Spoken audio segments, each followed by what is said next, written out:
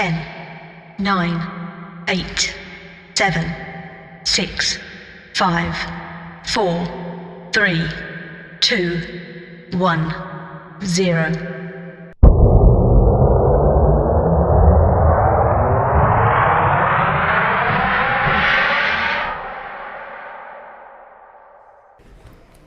Good morning, everyone. This is John, the horror dude of a horrifying blog, here with my cohort in crime, Chris Rennirt. Chris Rennirt from SpaceJockeyReviews.com. Awesome. We're here going to do a tag team quickie-low interview with the man himself, Mr. Wonka of Wonkaville, Adolfo Dorta in person. How's it going, here. guys? Oh, Fine. good so far. It's a good Saturday morning, getting woke up, and I had a great time here last night. Did it was you? Cool. That's good. And, it's good to hear. Looking forward to today. What'd you do here at Days of the Dead on the first day? Really, you know what? I did the old fan thing. I felt like a little kid in a candy store. Went around, saw the folks I've never met before, saw old friends that I've met here, and been chatting with, and just hung out and visited and had a great time. And I was just like in awe the whole freaking evening. So today cool. I want to try to get down to business if I can. This is my first day here, but I'm really excited about it. It looks great. Looks great. I think you'll have fun. Who are you looking forward to seeing? Who are you here for? Linda Blair, for Okay. sure. Chris Sarandon. And I'm sure I will find many more while I'm here today. Cool. You'll be surprised who you might just see walking around. Yes. Yeah, there's a lot of cool folks. You guys got a lot of good folks in here this year. We do. A lot of people that I'm very excited about. We've got the Thing reunion. The only time it's ever been tried. 3 first-time guests for that: Richard Mazer, T.K. Carter, and Joel Polis. None of them have ever done a show before. So we're actually, I'm sorry, Joe Polis has done a show before. David Clennon has not done a show before. Cool. But nevertheless, it's the first or second time around the block for a lot of those guys, and I'm just surprised that nobody's ever tried to do that before. It was such an awesome film. It's very cross-genre. It appeals to the horror fans. It appeals to the sci-fi fans. It's just an all-around awesome flick, and never really seen anybody try to do it justice. Give it a tribute. Give it a reunion. So happy to have been able to do that. Yeah, that's a great idea. It is, and you're right too. I'm surprised that it hasn't been done before, because it is such a classic film. I mean, my gosh, something gross meant when the guy's head came off and walked around with legs. That scared shit out of me. Thought I was going to throw up when I saw it the first time. Yeah. Were you even born yet, Chris? Because I know you're just a young pup. No, I wasn't. No, I didn't think so. wasn't. I feel like I'm the old man in here with all three of us and they're talking.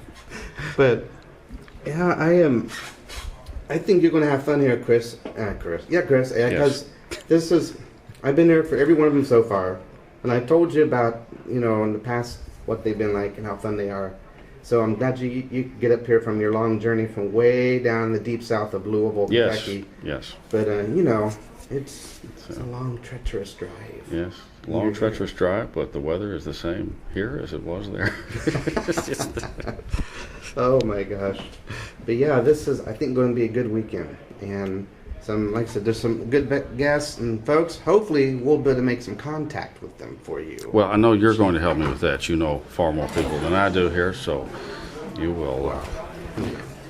It ain't my charm and it ain't my looks that gets me there, and God knows it ain't the money that's getting paid to do this, because I don't have any of that either. But so how do you feel, Adolfo, how this has started? I mean, you feel like it started off smooth? And I think it's been really smooth. Pretty cool for you? We had quite a bit more people than we expected for a Friday. Usually Fridays for horror conventions aren't traditionally very busy days. They can be, but we've certainly never had one quite like this, where we were coming in an hour before the show and you've already got a line going out the door, and I know Trejo's line within the first 5 minutes was about 30, 40 people deep right from the jump and never let up. Linda Blair was getting a lot of activity. A lot of the Thing guests were getting a lot of activity. So it was, there's a lot of lines and a lot of a crowd element early on. But, we've got a great staff of volunteers. We got a great staff of just folks out there coordinating the halls, and they were able to adjust very quickly, and that's one of the things we like to hang our hat on. The fact that we do have one of the most informed and passionate staff in terms of, taking care of the fans once they get through the door. Once you've given us the dollar, we don't stop there. That's only when we just start. And, that's something that I can really say we pat ourselves on the back about. Everything else, we're still a relatively new show. This is our third year in Indianapolis, so there's still a lot of, things that we're going to learn along the way. But definitely, focusing on the fan experience is something that, it's always at the top of our list on the cork board. And, I just walking around seeing, our volunteers, they've been top notch. Excellent. I know my own personal experience. I've been here since the first one, and every year it's got better. Yeah. So I'm glad you think kudos. so. And I'm already sitting there going, man, what's next year going to bring? Yeah. Not to put pressure on you already, but it's always been good. Yeah. Well, that's something we talk about too. I mean, I was talking to Bill, one of my partners. I think Bill was my old neighbor for a couple years up here in Yeah, North he's Indy. from here, and we were already kind of talking like, well, how are we going to go after this one? The thing we got Chicago coming up, which is going to be really exciting, and then Atlanta's going to expect another big show, and it's a good problem to have, always having to top yourself, and it's a fun challenge to take on. But I'm sure we'll think of something. Speaking of challenges, what would you say is the most challenging thing about organizing a show like this? Wow, there's so many little, I think it's a lot of the little behind the scenes things that people don't see. There is an element of, I don't want to say so much creating a facade, but you're putting on a show, and you want to highlight the best elements of it while masking a lot of the business end of things, a lot of the stuff that happens behind the scenes that fans aren't privy to. But you want to.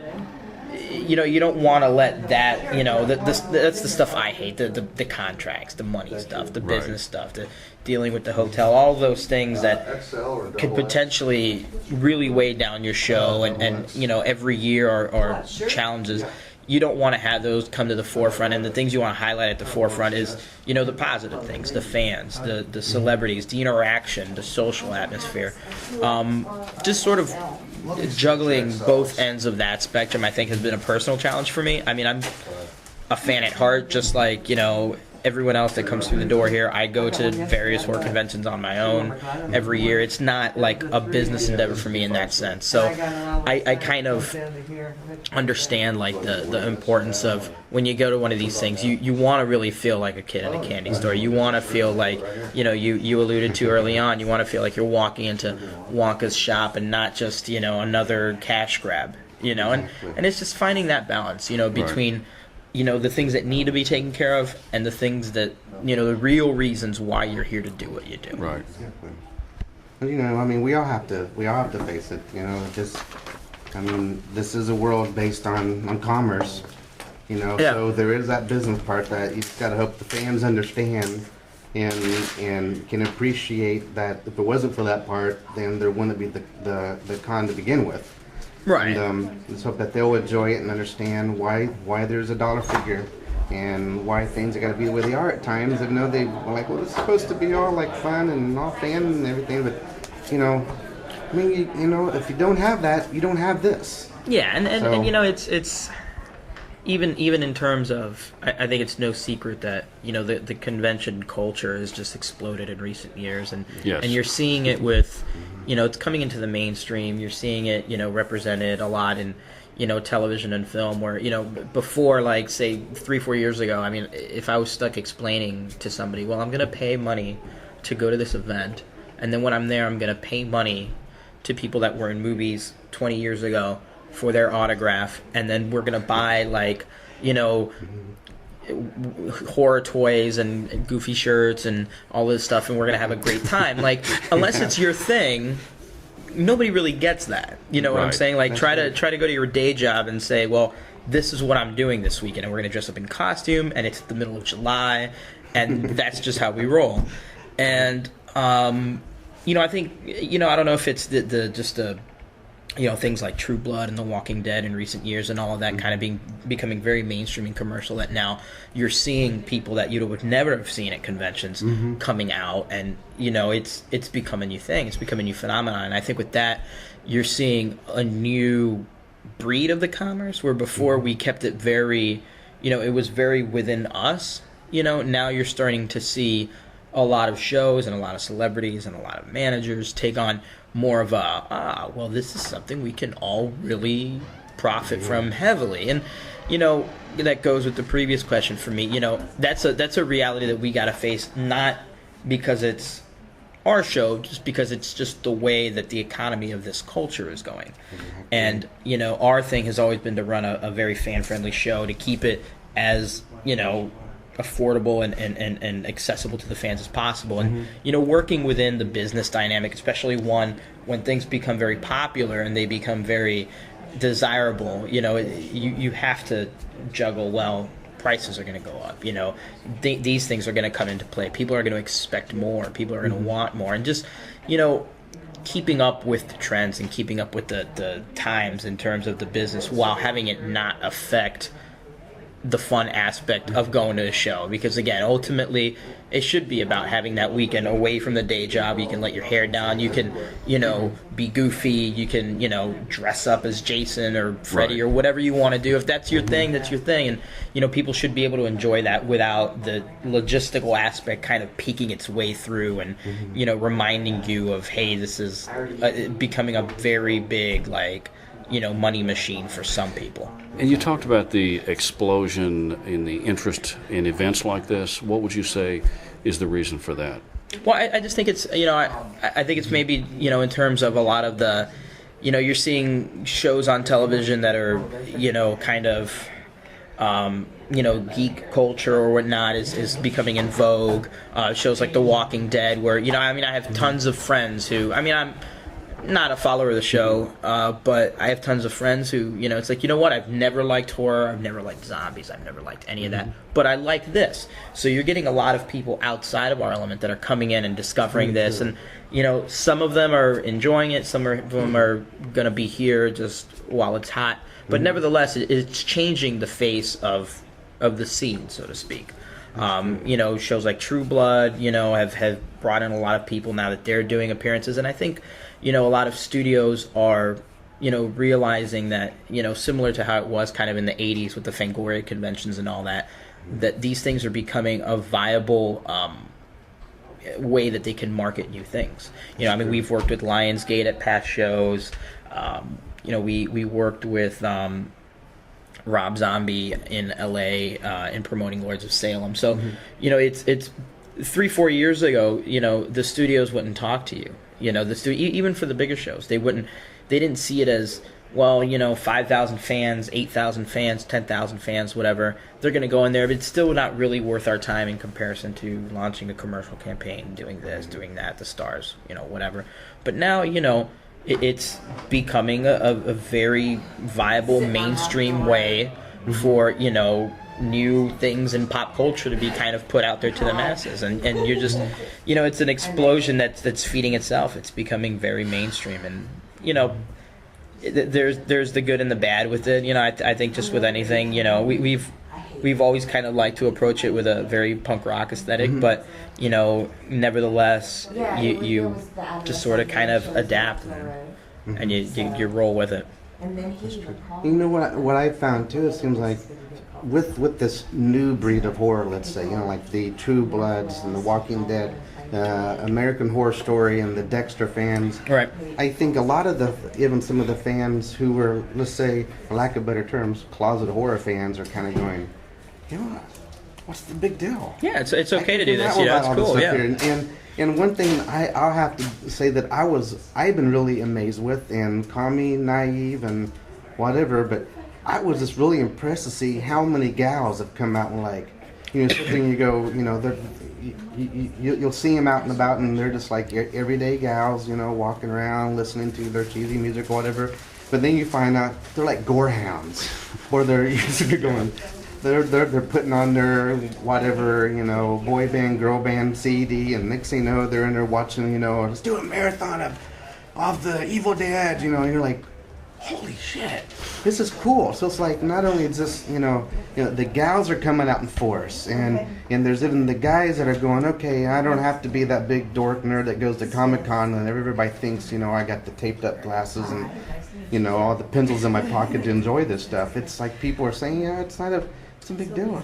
And you bring up a good point too, because even if you were to walk outside the line, you see all manner of fans. I mean, there's folks that come here and they look like just anybody you would run the street, and then you have the token sort of black on black, sort of tattooed type, kids like myself, and everywhere in between, from you got the soccer moms coming out, and that's never a bad thing. My only thing is, that I've kind of, and if you follow me on Facebook, so I tend to get preachy about it. It's just, as long as the integrity of the show, as long as the integrity of the scene doesn't suffer because of a new injection of mainstream fans, then I think it's a great thing. But there's always, at least for me, I always have that worry where, you don't want to start to homogenize things. You don't want to start to, we came this far on our 80s slashers and our gorehound flicks and our, outer space sci-fi movies and our big bug 50s flicks and our monster movies. And now we're going to go ahead and put that on the back burner because Walking Dead is hot. Or because, American Horror Story is hot. That's where I think, we would be running into a sad state of affairs if, in order to bring in all this, fresh new blood, we forget all the stuff that got us here, forget all the stuff that the people that have been supporting this subculture for so long are so passionate about. I mean, I think there's definitely a good balance for both, because like you said, there's a lot of people coming out of the woodwork saying, hey, it's totally cool to be openly into this stuff. There's nothing wrong with me liking, running a horror movie marathon at my house, or having like a large collection of kaiju toys or whatnot, and then there's people that may have gotten into The Walking Dead and realize, hey, I really like this stuff. I want to see more of it. And that's where you hit them with, well, if you really like that, then maybe you should check out where it's from and give them Night of the Living Dead or something, or give them one, have them sit through the Romero trilogy, and whatever. I ideally I would kind of wish for all shows to do that. That's sort of where we're at, but that's I think the most important thing, to just kind of remember where we've come from, where we are, and just like all fads and all trends, I mean, will it last? Who knows? It's to be seen. I mean, Walking Dead won't be on TV forever. Neither will True Blood or American Horror Story. Maybe something will come and replace them. Maybe not. Maybe it'll go out of fashion. Who knows? I mean, we're just along for the ride. Exactly. But, I think that as long as we are along for this ride, then, we should treat all of the passengers in the bus with respect and look at it from the point of view of, ultimately, we're here because there's fans of this material. And there's always a chance that those people who are attracted for the trendy things could become very interested in all the basic sorts of stuff once they get here and get introduced to things they had not seen before. That's a very good point, because a lot of folks will sit there and gripe about some of this commercialization, let's say. Yeah. But you know what? Some folks, that is their doorway. Yeah. Because they don't want to sit there and say, oh, I introduce you to a really good horror film. I think you'll really like it, and you throw on Hostel. That may not be a good one to start with, but you can show them something that's much tamer. And they go, I like this. This is really cool. I like the way they did this, or the subject matter. And it's like saying, okay, you like metal. You're listening to the metal today. They say, but have you ever heard some of that 80s stuff? It's cheesy, but here's a fun band. Yeah. And this is really cool. And they go, well, some of their influences was so-and-so from the 70s. Right. So maybe, you check this out. You might get a kick out of this. Next, you've got a person who's never listened to metal, that all they thought was metal was the band Disturbed. Now sitting down going, you know what? I'm a late bloomer, but man, that middle era stuff of Sabbath was actually pretty freaking cool. It's that door opener chance, and some are going to be like, I'm bandwagon and I don't care. And that's fine. But that's fine.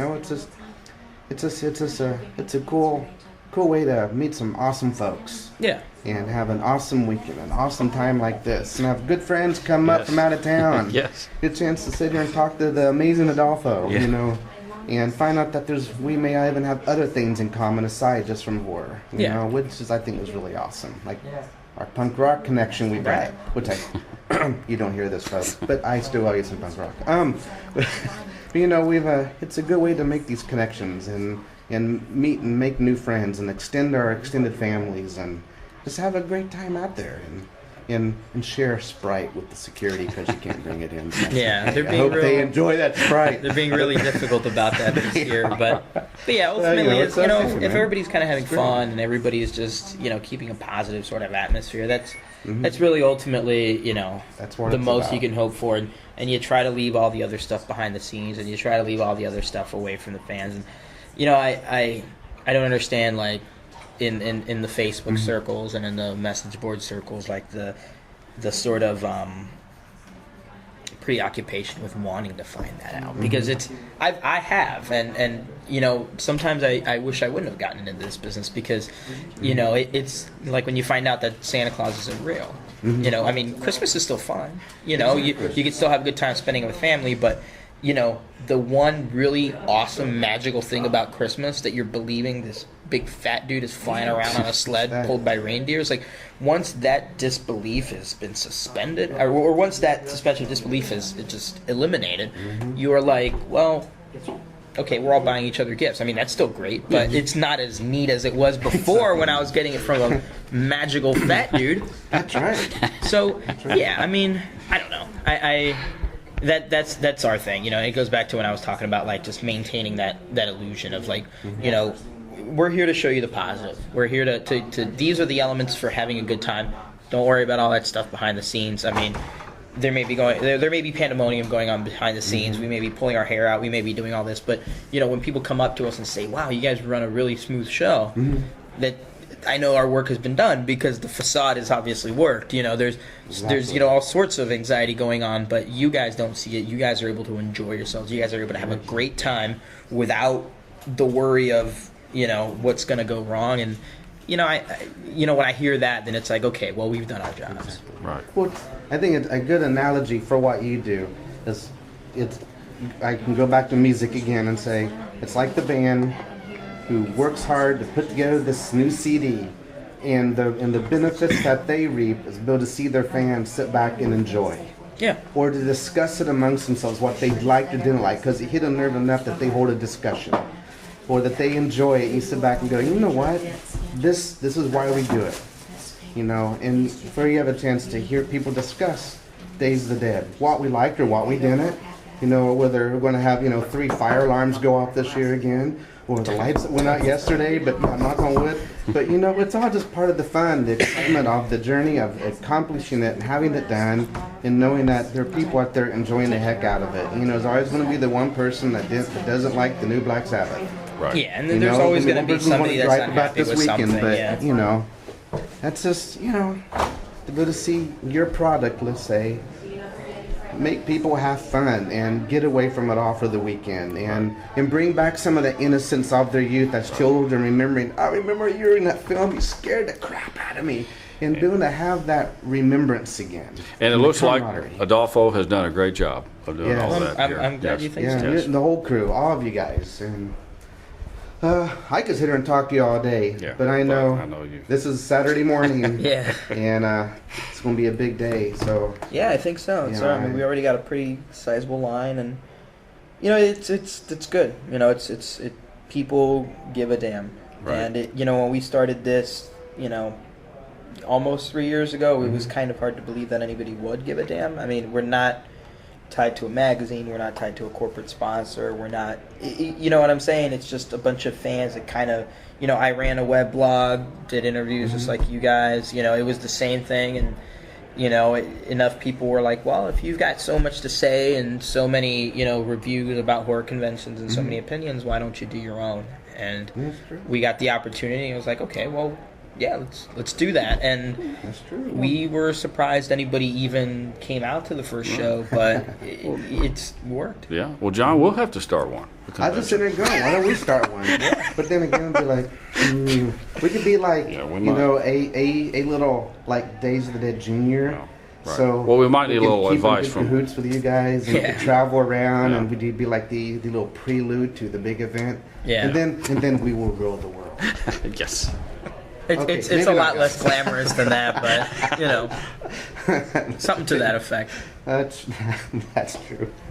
Oh man, Adolfo, it is awesome to get to talk with you in person Likewise. and do a little Awesome. interview. And thank you so much for all that all of you do, and yourself, what you do, and giving me these opportunities to be here and do this. I totally appreciate it. Thank you for what you guys do too. I mean, and, you know, it's something just like if we want to take it back to the music scene. I mean, everybody plays a role. I mean, you have the kid that runs their independent magazine and tells people about what's going on. You have the band that's putting on the music. You have even the fans coming in, to fill the club up so that the club will be interested in having. Everybody here has a role, from the person standing in line to the person that's running the show, to people like you guys that are getting the word out so that more people come to the show. I mean, we all sort of coexist together, and we all succeed because we are all together. So I don't think anybody's role is any more or less important. I mean, if it wasn't for the people standing in line out the door, there would be no Days of the Dead. That's very true. There would be no.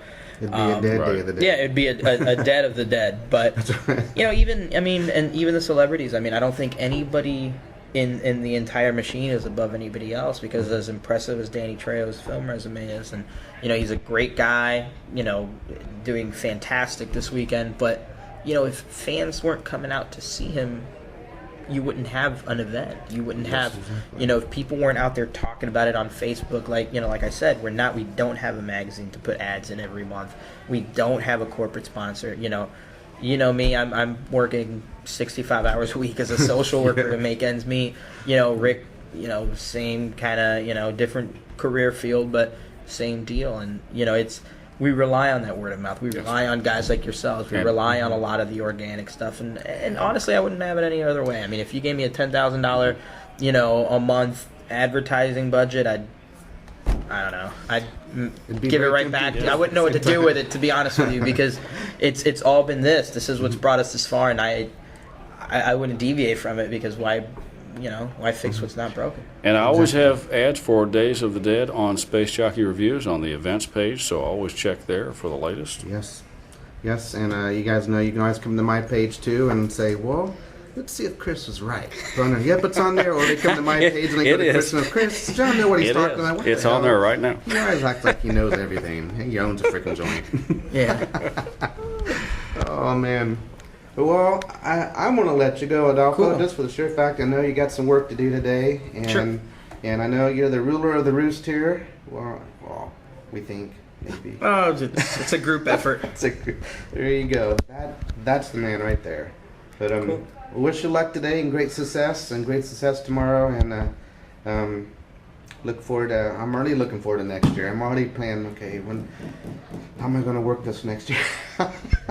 Well, next year will actually be, and all the years thereafter. I mean, we're signed on here till like 2016 or so. Excellent. And you know what? I mean, if they haven't arrested any of us by then, we'll still be doing it at this hotel. I mean, it's always the mark of a good host hotel when you get a show like this come through and nobody gets taken to jail. That's true. Just based off the kind of things that happen after hours. But next year it's going to be the last week of June. And then from every other year, I mean, it's a date we've been trying to get forever. When we signed the contract for an extension after the second show, they said we would be able to move. That was one of the conditions, just because the 4th of July holiday we've had success on it. It's been great, but a lot of people do like to spend time with family and stuff. Exactly.